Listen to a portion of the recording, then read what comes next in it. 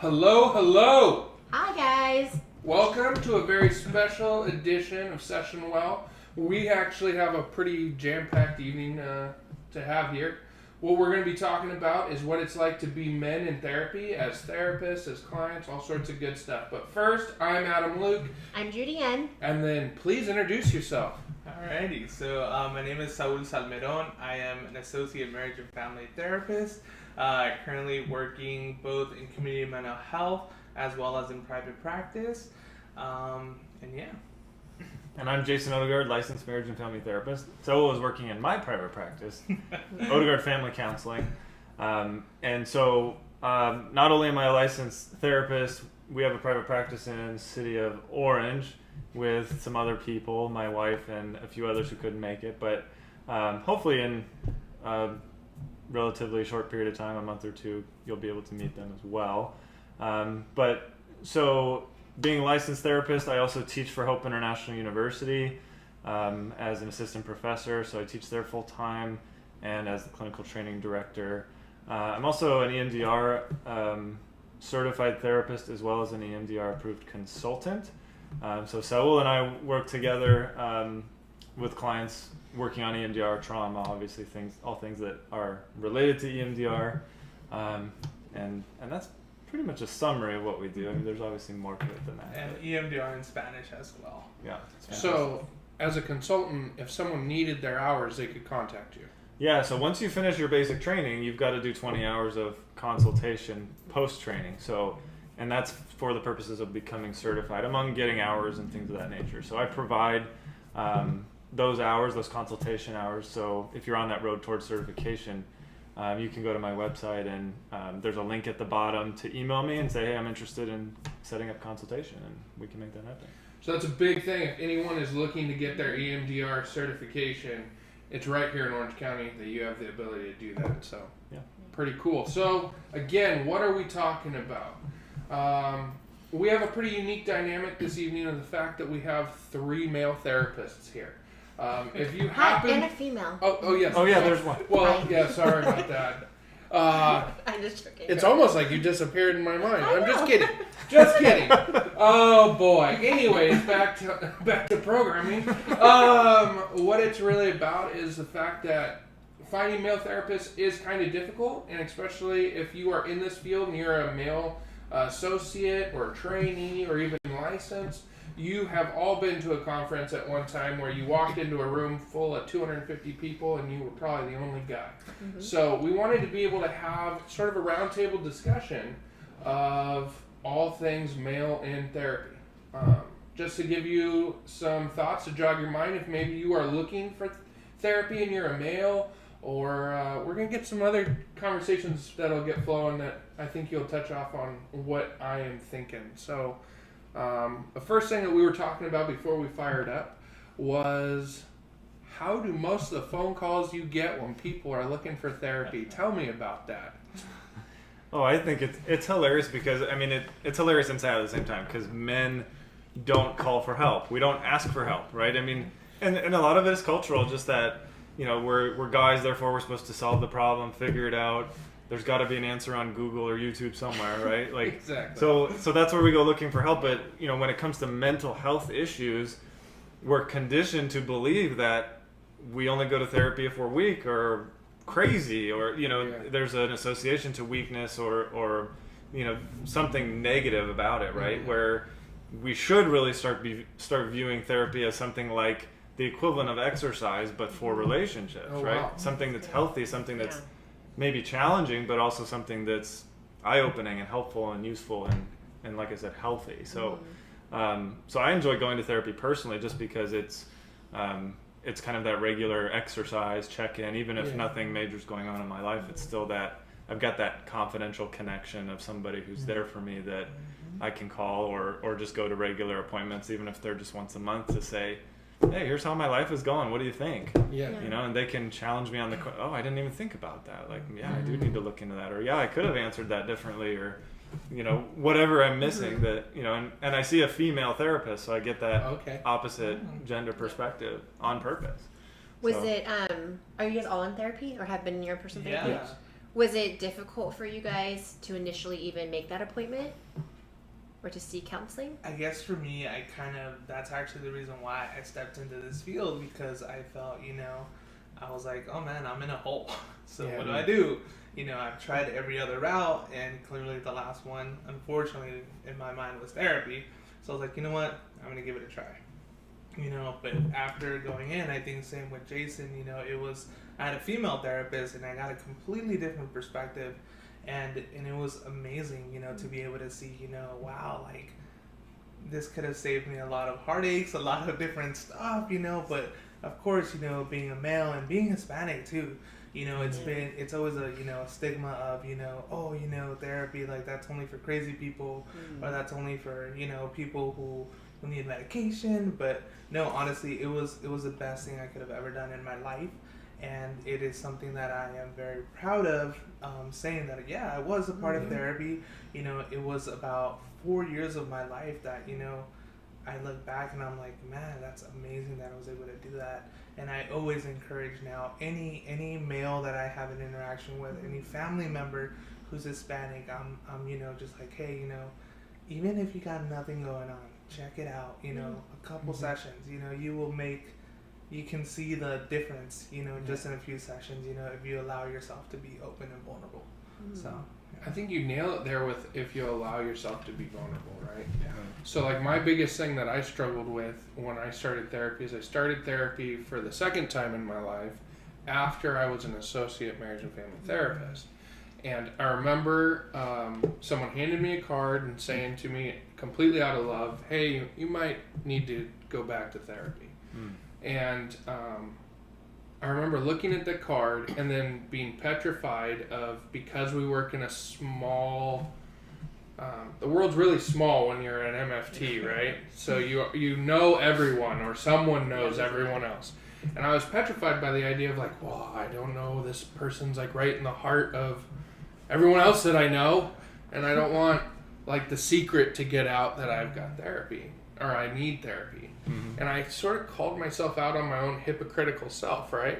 Here I sit most of the days in private practice at that time, asking people to invest in themselves. And then I was on the other end like, nah, I'm good. I've got a couple therapy books. Google. Yeah, Right. Google. YouTube. Yeah, no, YouTube works up to a certain degree. But it was really like, okay, I've got to go. And I really appreciate what you said, Jason, because you were talking about, well, sometimes I show up and I don't have a lot to talk about. And what was hysterical is I'd normally be like, no, my week was fine. And then my therapist would say something, and I'm like, Step on the landmine. It was a real bad week. And so it was always an interesting dynamic for me, because my first career before becoming MFT was being a mechanic. So I worked around some salty dogs, man. And so, like, if you couldn't fix it with duct tape or cuss words, there were no reason to take it anywhere else. They're going to tell you the same thing. Right.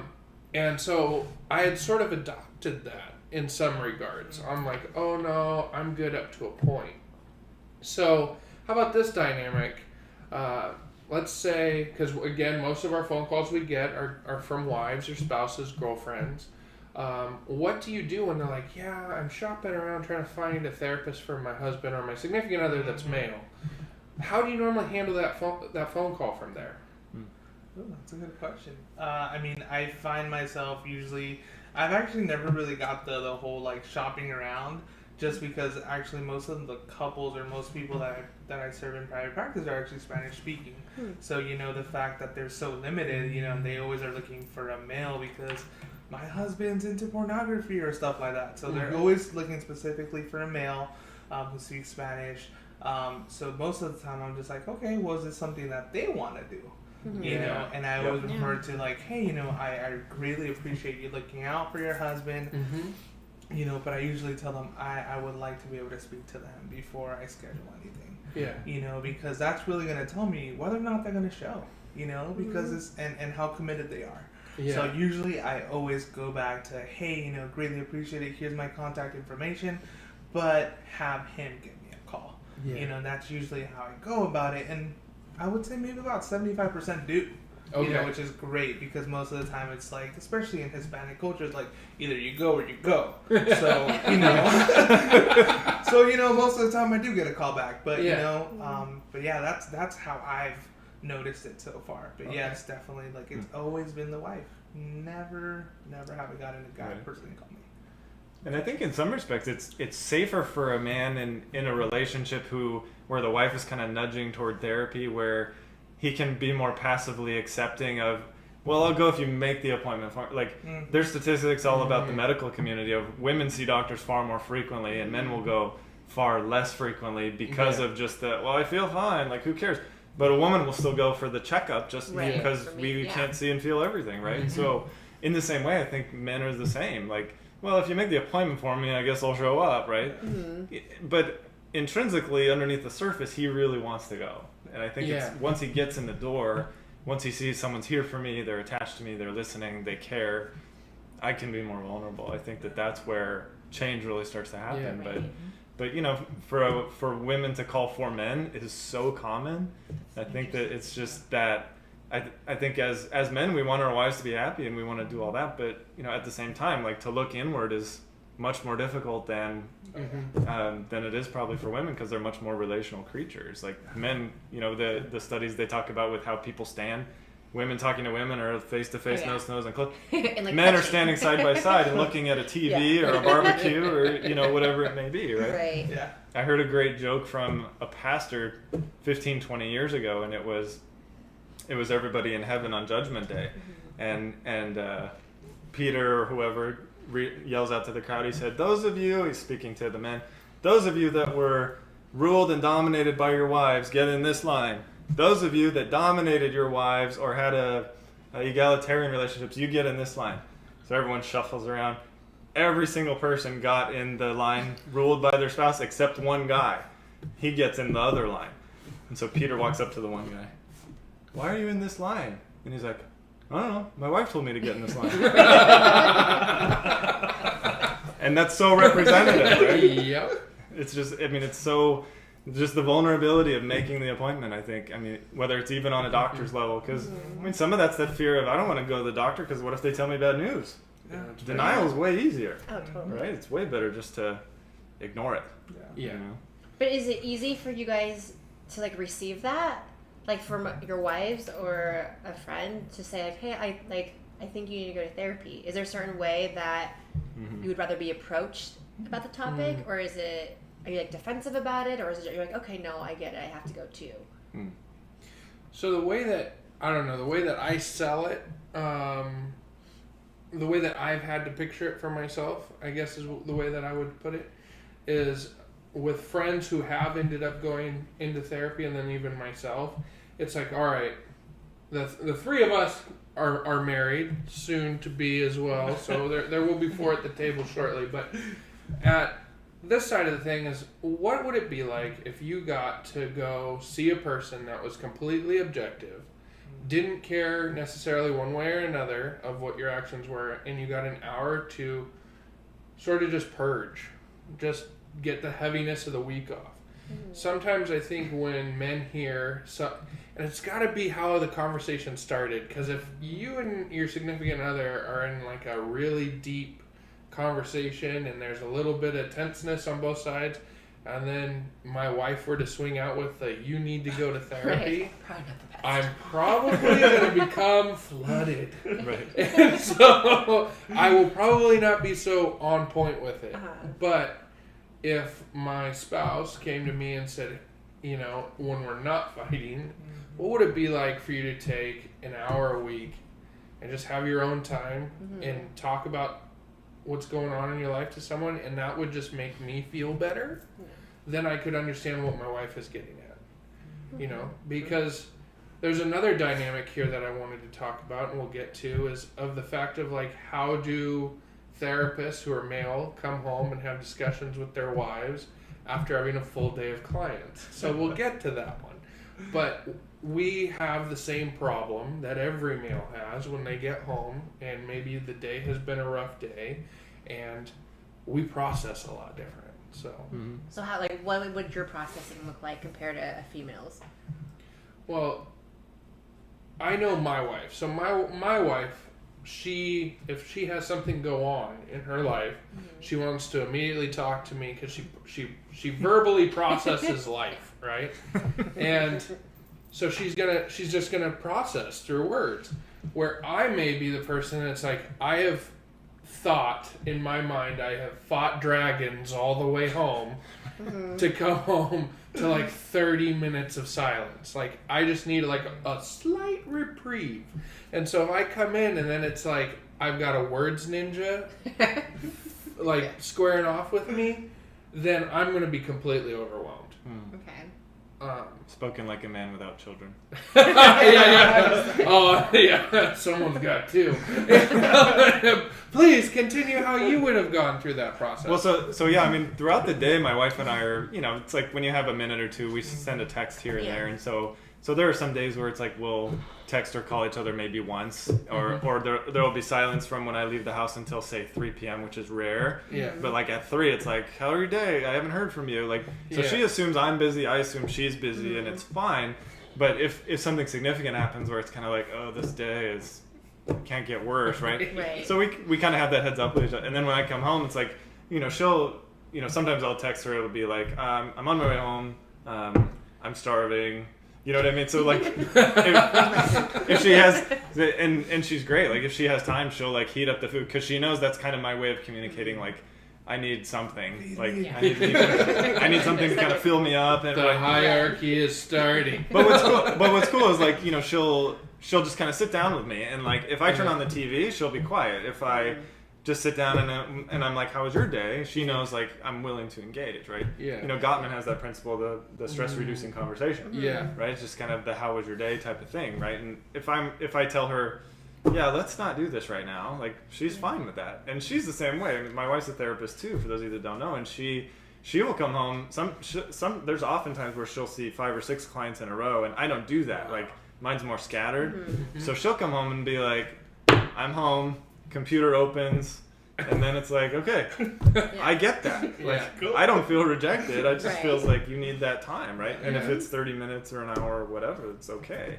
And then it's more. I think it's less about what you do or what you need to do versus what you are and who you are as the relationship, right? Like how do you express what your needs are that makes it okay, right? I mean that stereotypical complaint is the man coming home from work and barrage of let me tell you about your day, blah blah blah blah, and it's like tell me everything. Like give me a half hour, give me 10 minutes, give me something like you just said. And I think that a lot of men are like that, but there are also those that aren't. And they're equally interested in hearing about their wife. Maybe they might be super extroverted and want to. I would say my dynamic. I would say that like my fiance, he's more of the talker. Like I'm because I'm a therapist too, so I have he's more of the talker. Oh, he's way more of the talker. I'm very introverted compared to him. And so he uses way more words than I do, which is great. But like when I come home from a long day, I'm the one that has to be like, okay, like no words right now. Like let's just not talk. And he's like, okay. And then he just sits next to me. But so he's way more open to like being more verbal than I am. But I get it because like that might not necessarily be like the norm. Yeah. But with my girlfriends, I am a little bit more like, tell me everything. Like I just want to tell you everything, and I want to just purge it out. But I think after doing therapy, it's just like, oh, I don't want to talk about anything at this point.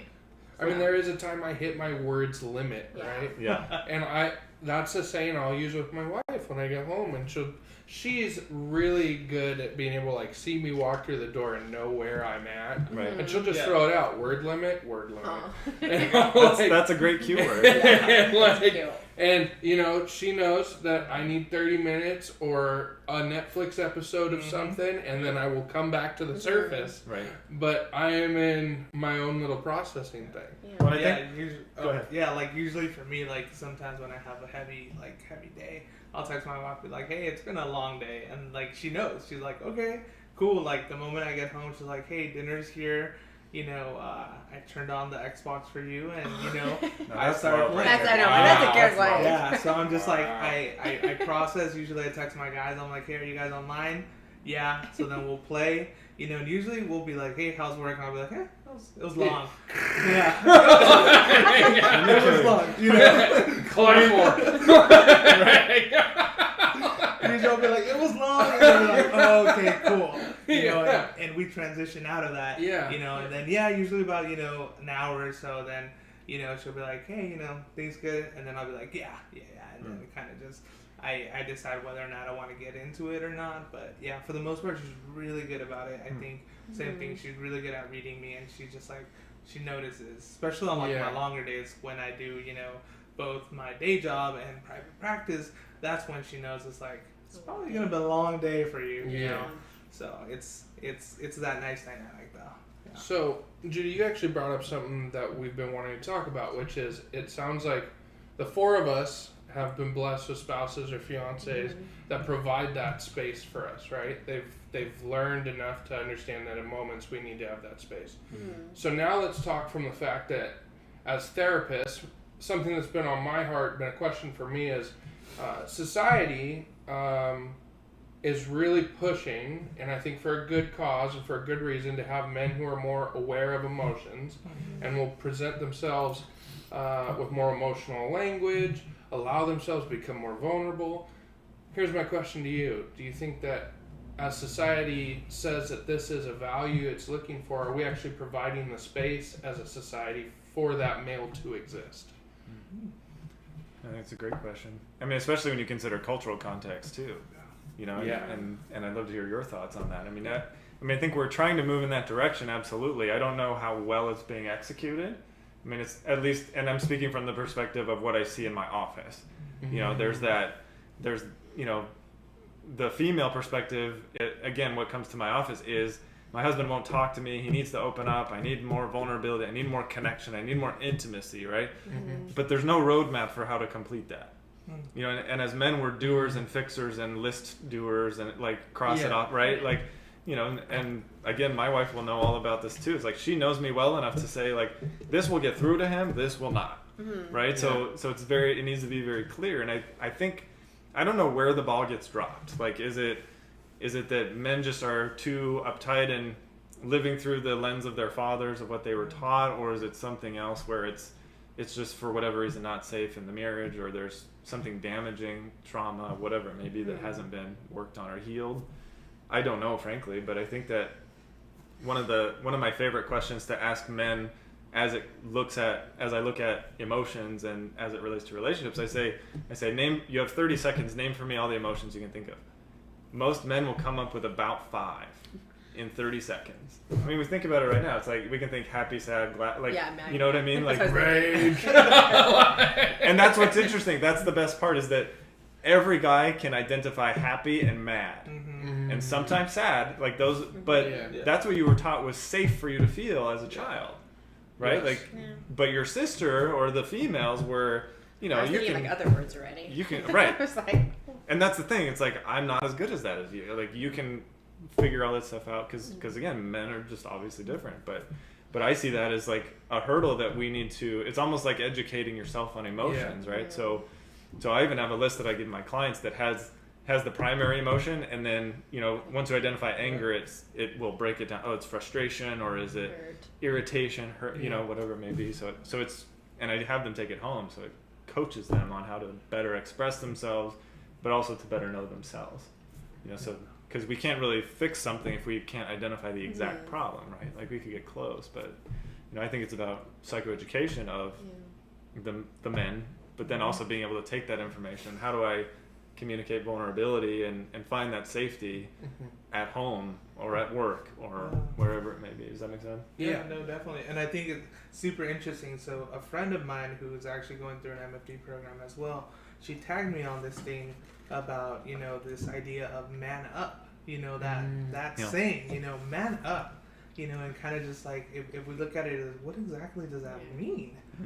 Because most of the times, and even hearing it, at the grocery store, just walking around, parents will be like, hey, man up, to their 3-4-year-olds, and this is idea of, I need to be a big boy. Yeah, there you go. Quit crying. Exactly. Men don't cry. Men are supposed to be strong. And to a certain degree, okay, yes, but at the same time, it's do you realize what you're telling these kids at such a young age? You're telling them, hey, don't feel a certain way because that's bad. Us, we don't think that way, we don't feel that way. you know, and you know, like Jason said, and coming from a Hispanic culture, you know, and you know, growing up as a Hispanic, you know, it's been amazing. I honestly am truly blessed to have the dad I have, because he allowed us to have feelings. He allowed us to have emotions. But I mean, I even look around at like other family members, and I'm just like, oh man, like they were never allowed to feel this way. They were never allowed to cry, you know. And believe it or not, I've seen my own dad. You know, he struggles to cry, and I always look at him and I'm like, Dad, what's wrong? He's like, it was just something that I was never allowed to do growing up. You know, he lost his dad when he was at a young age, so he had to be the dad, you know, for his siblings. And it's just like taking that role at such a young age, you know, and that's one thing that he's really been big on. You know, he's like, hey, it's okay to feel. You know, it's okay to, you know, feel sad. It's okay to feel lonely. It's okay to, you know, and he opened that up for me when I see other, you know, Hispanics, you know, kind of just being like, nope, not about that. Or the moment it starts getting a little touchy-feely, you're just, nope. And they put up a wall. And it's just like, you know, having to reteach, you know, older people, like, hey, let's go back to basics, you know, and really being able to reteach them all that. But it's really sad to see, you know, interestingly enough, you know, like you said, you know, I think they're pushing that a lot on youth, you know, like, hey, mental health, mental awareness. But, you know, when we look at the population who's just a little older than high schoolers, and they're still like, no, like, that's still taboo for them. High school and younger, it's getting better. But, yeah, like, I mean, most of the people I see when I work at my community mental health, it's like, usually the only people there are, like, the daughters and the moms. I'm lucky if I ever see a glimpse of the dad. You know, and it's just, and it's so sad. Or even a boy. You know, because usually it's just like, no, usually it's the girls who have the problems, and it's the mom who brings them, but it's never the boy, it's never the dad. I think you also bring up a good point in the fact that I think some of the dads don't show up to therapy because they're not even allowed into that role within, whether it's their culture or their family system, right? So mom shows up with the kids because, well, she's the emotive, right? She's the one that's got the emotions, and dad's just supposed to be the sheriff, right? He's the judge, jury, and executioner, but he's not able to hold that role of having that closeness. I think it also, something that I brought up before we started the podcast, I find funny is sometimes you hear, you know, I love when I'm working with couples, like, tell me what attracted you to each other. I always try to come back to the love story right off the beginning. I think we get the most buy-in when people realize, like, why the heck did we do this in the first place? Because we allow our lives to get so busy. We have kids, and then we end up, you know, sometimes forgetting the joy that was there. So that's where I like to take them back. But it's interesting when you'll hear, like, a wife say, well, I want him to be more emotional, more vulnerable. And I was like, so what attracted you to him?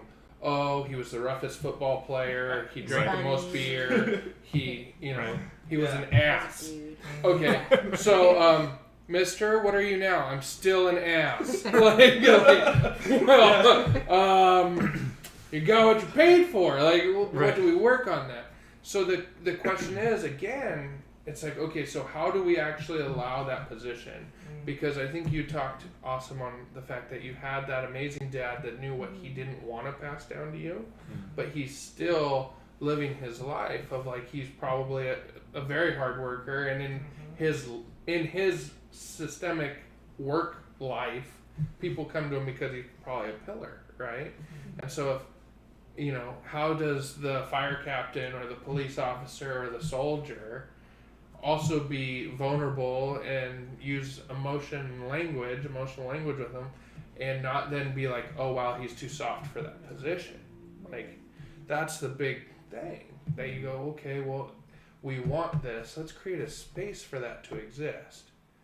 So how do you teach, like, your boys, because you have 2 boys, right? Like, how do you teach them to be men but also be able to feel, and, like, that men can teach them that men can feel? Right, yeah, it's really important for me, and my wife is great at facilitating a lot of this as well. When, you know, when they do something wrong or something, or get hurt even, it's, you know, she's really about, like, letting them sit in it, right? And you know, and I obviously know better than to say, like, well, suck it up and just be a man. Like, I've never said that, but I think for me, it's really about just letting them cry it out or be mad about it or whatever. Just take that time that you need. Like, and whether it means I sit here with you and just kind of let you do it, or it means I'll go over here if you don't want me to be here. Like, that's okay too, right? So, and my youngest in particular, I mean, he's only 5, but he does different reactions at different times, where sometimes it's he's mad or he's crying and he wants a hug, he wants to be held, he wants to be on one of our laps.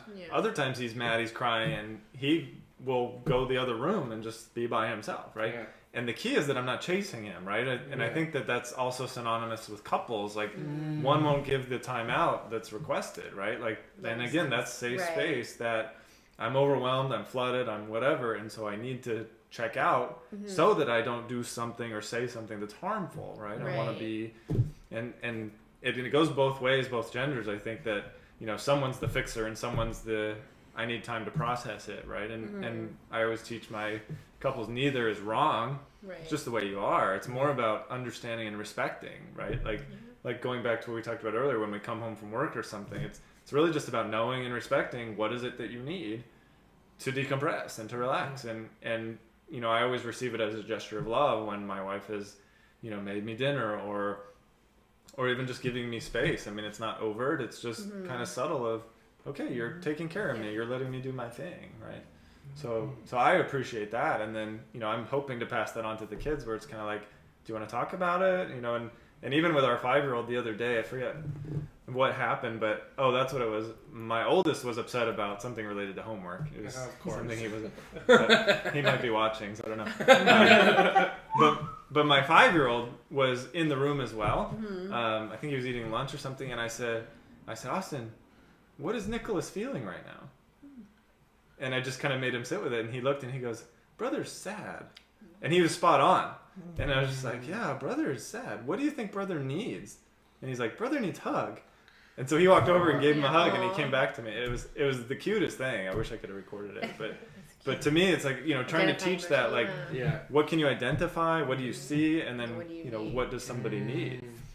So, and then obviously once they get older, it's kind of like we make bids for what we need, and we can actually request, and that kind of thing. So I'm curious what you see in, teaching high schoolers, if you see what you see in those guys, those 15, 16, 17, 18-year-olds, that how they are with emotions and relationships. And well, I think at this age, like, they're all just emotional, like all of them, doesn't matter the gender. But I will say, I do think that you were right when you said that. I do think this generation of boys are a little bit better at expressing emotions, or being able to feel it, but they still are a little bit more reserved about it than with girls. I think that a lot of the boys, when they are feeling whatever emotion they feel, they either shut down or they focus on work. Like, they have a lot of homework that they need to focus on, or they'll just say, I'm fine. But we all know fine never means fine for any gender. Whereas the girls, if someone comes in and she's crying, a lot of the girls right away will be like, oh, like I've noticed that if a girl comes in crying or anyone's crying, a lot of the girls will like kind of surround her and be like, are you okay? Or like whisper it. Whereas a lot of the boys will be like, oh my gosh, she's crying. Don't look at her. Right. And so you're gonna catch it. You're gonna catch the feels. Don't catch the feels. Or it's kind of like, I think I think in their minds, they're trying to respect her space, and that she's crying, she must need to do it alone, because that's what I do when I'm crying or I'm feeling. Whereas the girls are more like, oh, how can I take care of you? Whereas the guys are more like, oh no, like, let her do her thing, and then if she needs me, then like we'll go to her. So that's kind of what I see. Right. It's kind of the guy will ask for it if he needs it, but the girl just, there's a natural magnet to that. Right. So it's kind of like, I think a lot of times men, like, adults and young people, feel like we have to suffer alone. And that's what it means to be, like, if I'm going to be vulnerable, no one else can see it. And so I just don't, that's obviously not healthy, because I don't think any of us should have to, like, suffer alone. Sure.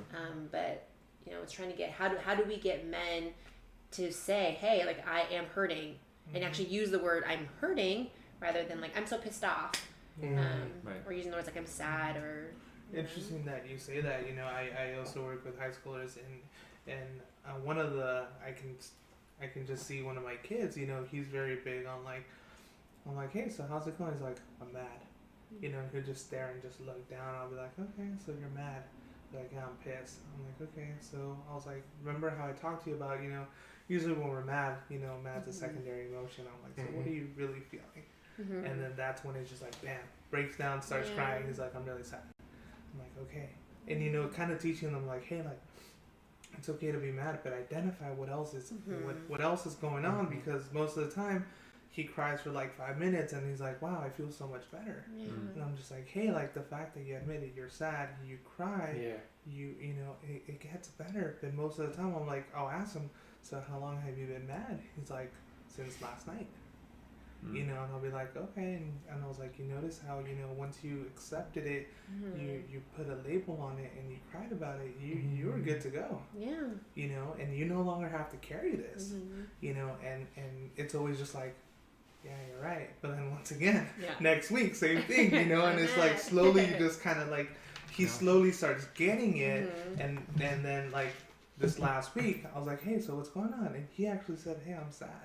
As opposed to mad, and I really praise him through that. I'm like, hey, like, that's amazing that you changed your wording, and just seeing the process of, once you allow a guy to kind of just sit there and be able to understand, hey, it's all right, it's okay to be sad, it's okay to be mad. There's been times where, I've sat with them and I've been like, hey, like, I'll be honest, like, what you're telling me is it's making me sad too, and being like, hey, it's okay to be sad. I think it's so important when you actually join the client. And even for the parents that are just watching this, you don't have to be a therapist. You can join your kids in that and to agree. I think sometimes in therapy and then even just in life, we always want to have the answer. Sometimes you have to sit with a person and say, I don't know. And something that you guys have sort of been talking about that is really big that I've noticed is how dismissive we are as males about our feelings. So like when you talk about I'm pissed, I'm angry, they are all surface level words, because then they're a lot easier for us to accept that it's bullshit, right? And we don't have to feel something. Where when we actually go to our emotions, we don't know what to do there, because we've been taught to dismiss it. Well, I'm a man, so I can't feel this way. And then there's a narrative there that when you're a parent or you're a spouse or a significant other and someone dismisses themselves like, well, whatever, I guess it's because I'm a male, and then you join in the wrong fashion, and you're like, well, yeah, you need to nut up or be a man or whatever it is. Nut up? Yeah. Welcome to the club. Okay, thank you. We'll put a PG rating on this one. Anyways, but it's the idea of, oh, well, yeah, you should be like this. You should be a bigger man. That really, it just reinforces that thing of like, I'm never going to go back to this level, right? Because it's amazing when I've sat with men and they go, you know what, I tried what we were talking about with my wife and she told me I was bitching. And it's like, that's where you want to be as a therapist. Like, give me her number. I'm over here busting my butt. He gave me one chance. But it's the truth. I think that's what the Gottmans really helped me realize when I got certified with them or up to level 2, was the fact that every time that we are speaking with our spouse or significant other, we have the choice to control how that situation comes out. You can either provide the space for something positive to happen, or you will bring in the negative and have that bad thing happen. And it is how we turn to or turn away. I mean, Sue Johnson, all that good stuff. But that is there. I mean, it's just interesting because as sort of you're seeing with your high school students, that in my mind, I'm like, okay, they're already kind of dismissing emotions. Right? They're building that into their fortitude of going forward, of like, just don't acknowledge it and it'll go away. Well, it's making me think of just how powerful silence is in therapy with men in particular. Right? Like you talked about your kid who said angry, but then eventually got to sad, right? Usually angry is something that makes us more proactive. As a teenager, it might be, well, that guy pissed me off, so I'm going to go fight him or whatever, right? But if you really sit in the emotion, you'll get to the sad and gosh, that was tough. And he was able to resolve it, right? Yeah. And I think, I mean, we all talk about, as therapists, we talk about the importance of silence in therapy and how, especially as a brand new therapist, how uncomfortable that can be because we're afraid of looking incompetent or I don't know what to say or whatever. But being intentionally silent so that they can, because we take more time to pull that stuff up, right? The emotional aspect. And so, I remember a client I had a long time ago, and he was a social worker, but he knew the drill, but intentionally early on, I wasn't talking. I mean, we were having dialogue, but then I let him sit, and he was looking down at the floor, and maybe a minute or so into that, a smile broke out on his face, and he goes, I know you're being quiet on purpose, but I hate it. I absolutely hate it. And so we had a laugh about it, but then I was like, oh, let's talk about why it's uncomfortable for you. Mm-hmm. And it created a really great dialogue, you know. But again, I mean, I think that, and I've had therapists over the years too that were intentionally quiet to the point where it frustrated me. Yeah. But it was the workout that I talked about. It was painful. It was hard, but it forced me to kind of get through what am I really actually feeling and why and how do I move past it, overcome it, and move on. I think you highlight that thing, at least in my life with a lot of my friends. I feel like we get stuck in this good soldier mentality. So like when we sit in silence and we have to use our own thought, and it's like when I went to my therapist right off the bat, I remember that first session, I was like, tell me what to do. And it was everything I wouldn't have wanted in my own session. I said everything that was like, I knew exactly how I should have handled me, and I was still failing at it because I was vulnerable. Right. But that's why men hate silence, is because then we actually have to act. Right. And especially if you're in a relationship where anytime you make a suggestion, you're shut down, you will become quieter. Because it just becomes that whole, like, not learned helplessness, but really the whole, I'm just not going to answer because whatever I say, you're not going to accept. Right. It's the resistance. It's very much resistance. So it's interesting as, spouses, how we can get the relationship we've never wanted. Because I don't think that, and it's not fair to say, well, wives are just all overbearing, because men do it as well. But we will say, I don't think anyone marries someone and goes, I can't wait for us to be miserable. Like, I can't wait for you to just sit there and sulk for hours and me to be wondering why you're not talking to me. But I think it really happens when we just start shutting down everything. Like, maybe your spouse is not going to turn towards you in the way that you want, right? Like the way we're them used to with my girlfriend. Or desired, but you can't just knock them down when they do try.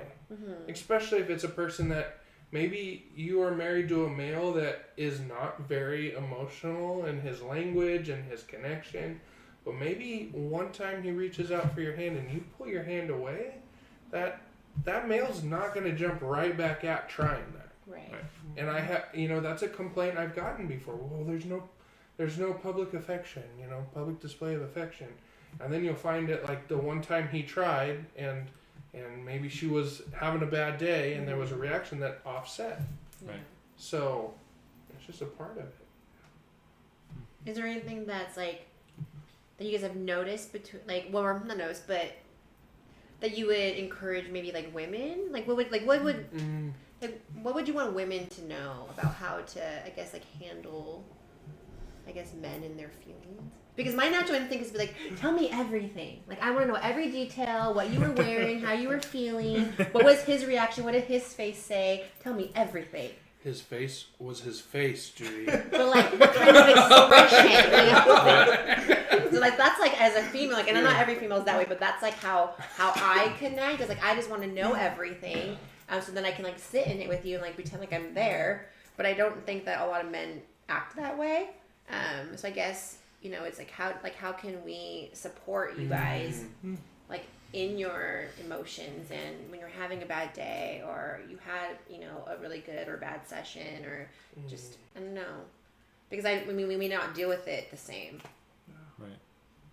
I want you guys to kick it off. I got my answer, but sometimes we don't think we're nagging. Like sometimes we don't. You know what I mean? Like we're just talking. But you guys might take it as us, like, you know.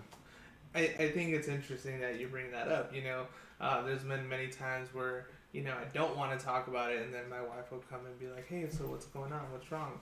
And immediately I want to be like, oh, nothing, like it's fine, like it's a work thing. But I have to rethink, okay, like I sometimes have to tell myself, what would I tell a client, or what would I hope a client would say?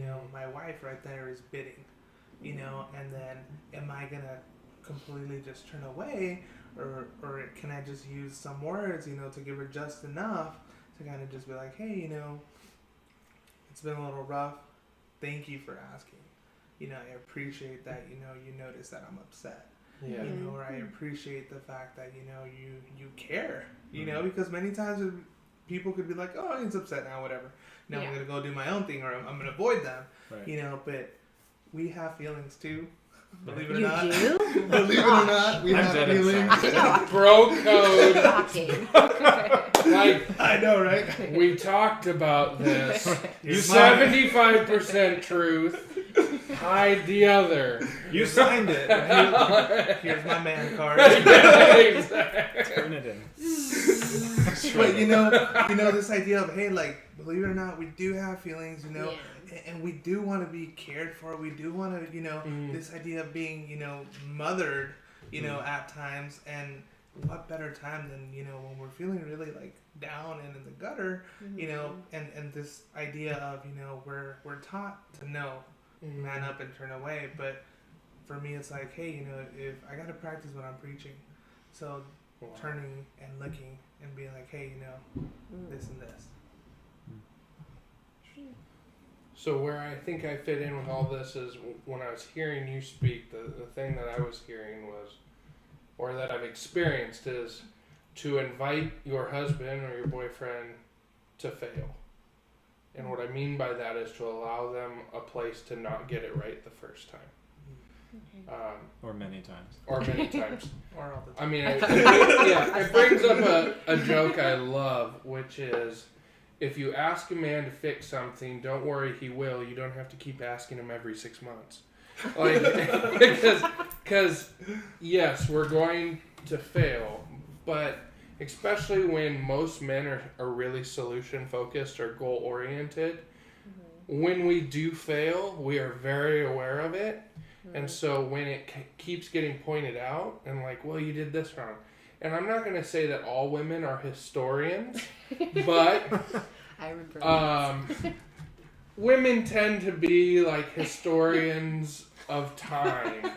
And so, you can be really trying to make that connection, and she'll be like, well, on the 2nd of December, 1983. Right. Siri is a woman, I think. Catalog. Yeah, Right. I mean, and they'll cite sources in the discussion. They're like, December 3rd, January 7th, that year that Reagan won. You were wearing the blue shirt. Yeah, I was just saying, I remember you were wearing. Exactly.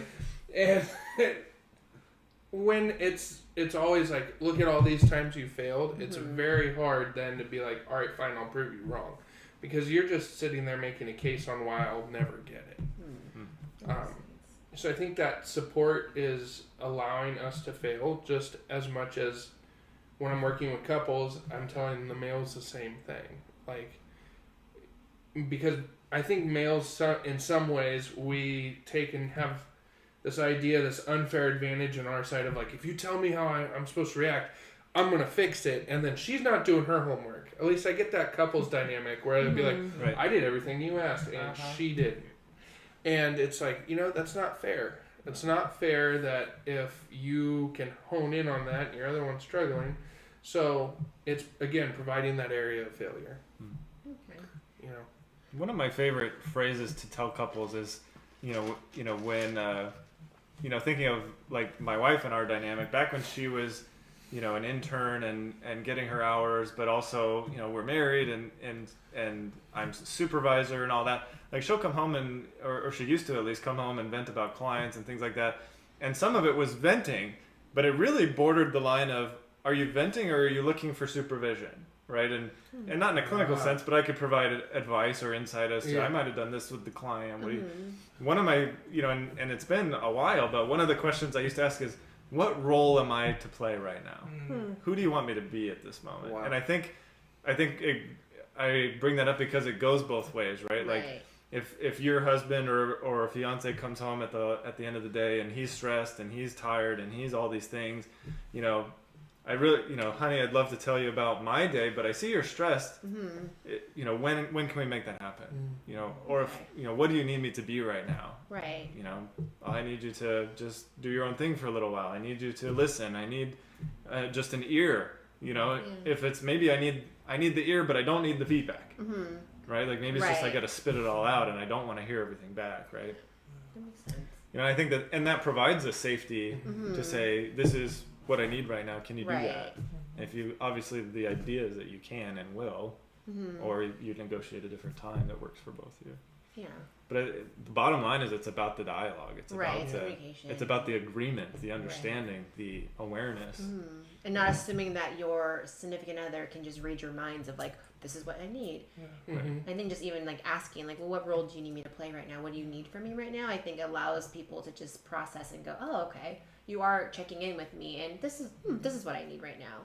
And being able to kind of follow through with that, I think, is really helpful. And it cuts through the interpretation. Right. We make assumptions, we make interpretations. Well, gosh, she's really been quiet with me. I wonder what I did wrong, or I wonder why she's upset. Yes. Oh, what did I do? But then I go, honey, I'm really concerned. You've been really quiet. What's going on? And she goes, oh, I haven't been quiet. Like I don't know.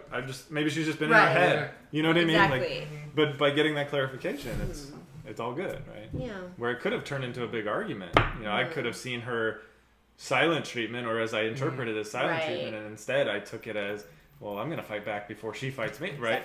So I pick a fight, and because that gives me control, and just makes it awful. Right. So I think to wrap it up, because we're approaching that 1 hour block, but I would love to get your perspective on one last thought of, we've talked a lot about when wives or girlfriends call and make that appointment, but I know that I've also had males call me as well, looking for their therapy. What is something that, let's say there's someone out there looking at our video or listening to our podcast, and they are about to enter the waters of entertaining therapy?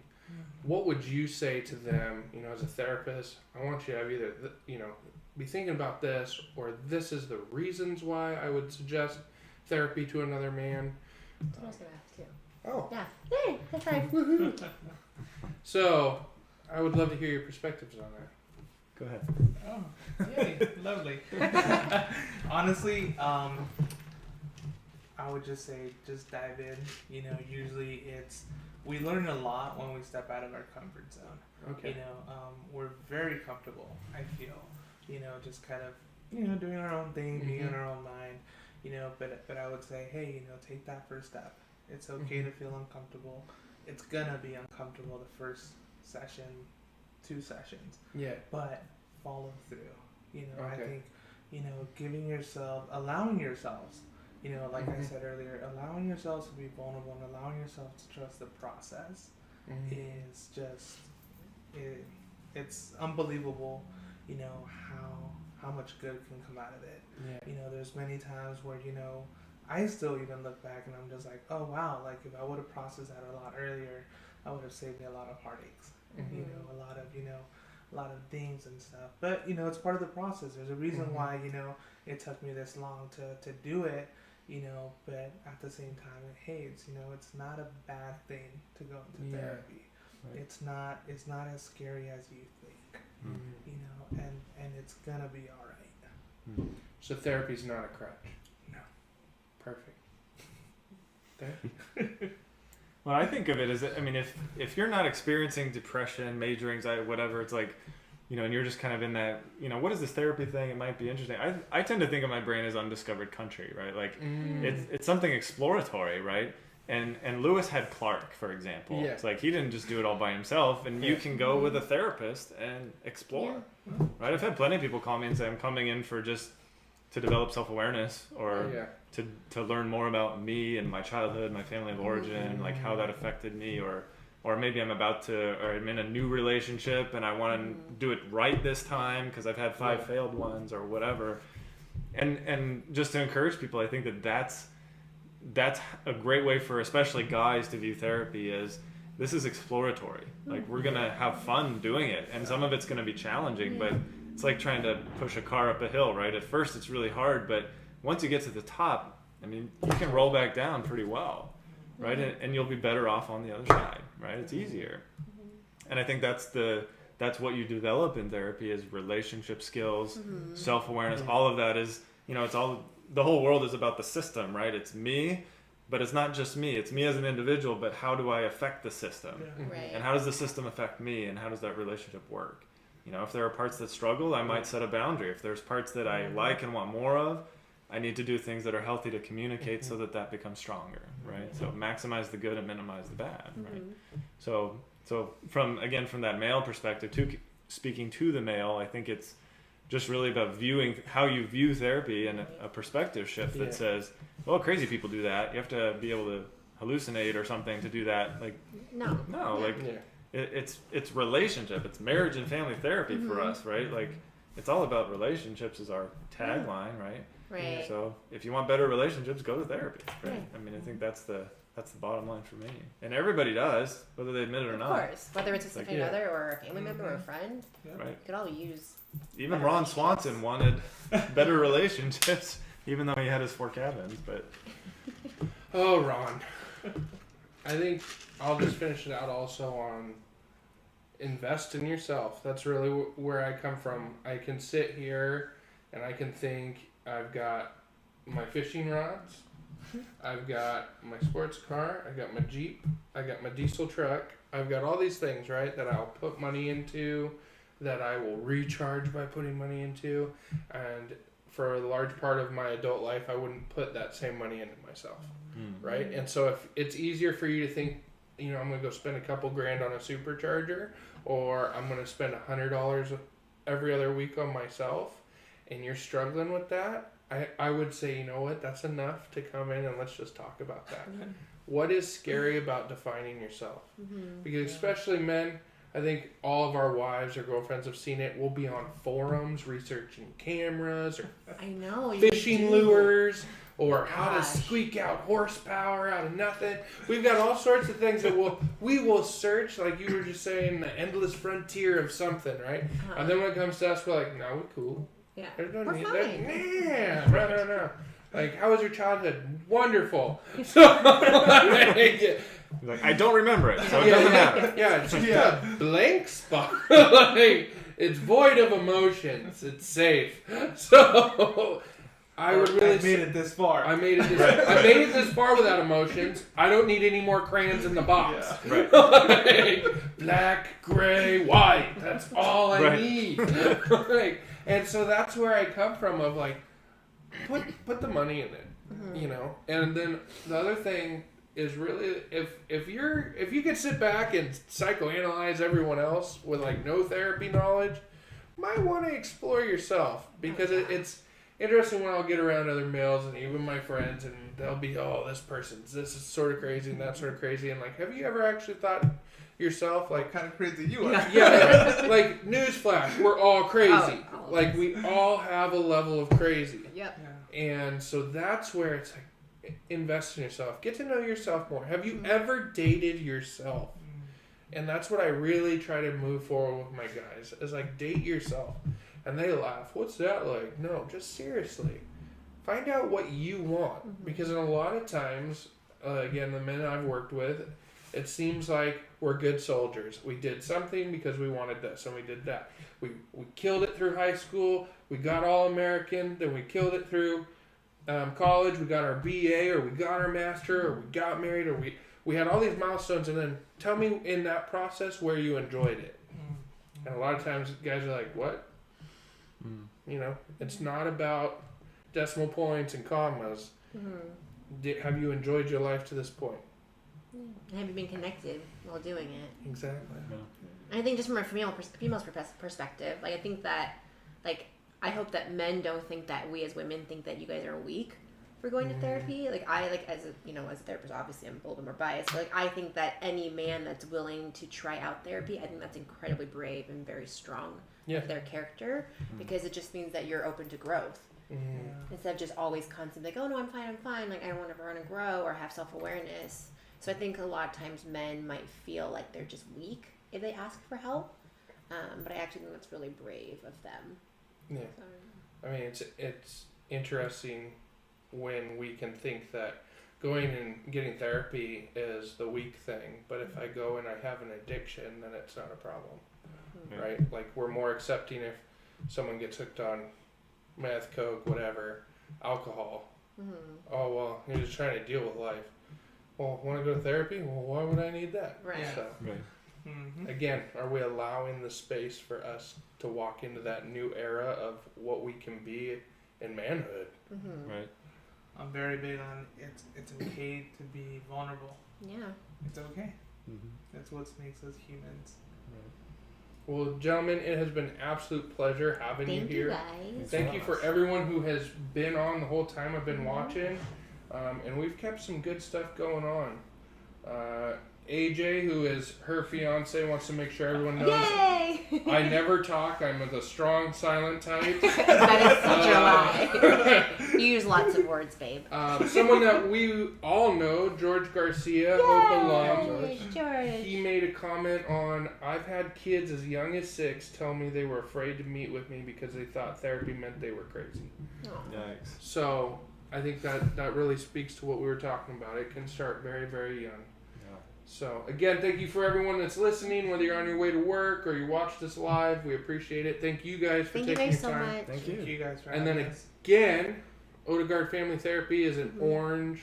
Odegaard Family Counseling. It's Counseling. in Orange. We're right by Angel Stadium. We're less than a mile from Angel Ooh, Stadium. free parking on game days. That's right. After session. Right. After session. After session. Right.